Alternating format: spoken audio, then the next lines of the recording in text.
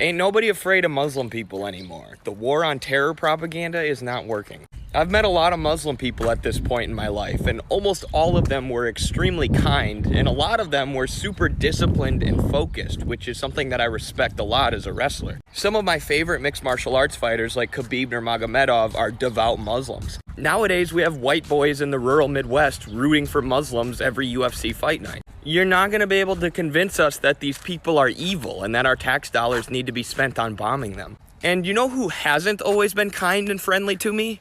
Israelis, Zionists. I talked to some members of the IDF on Zoom. It took them about 5 minutes to start saying all Muslim people are terrorists. And to be clear, I'm not talking about Jewish people. I'm talking about supporters of the state of Israel, who, with their violent, unhinged, and rude behavior, are turning more and more people away from their cause, away from Zionism. Meanwhile, Muslim people with kindness and friendship are bringing more people towards the cause of Palestine. There were a bunch of students at the student protests recently who converted to Islam. And the mainstream media was like, look at this, see, America's being taken over by Muslims. Now I'm like, I don't blame those kids for converting to Islam at all. The Muslim students were probably super nice and super awesome and super welcoming. And they're like, hey, I'm gonna side with these guys against the mostly secular genocidal monsters that we're protesting against.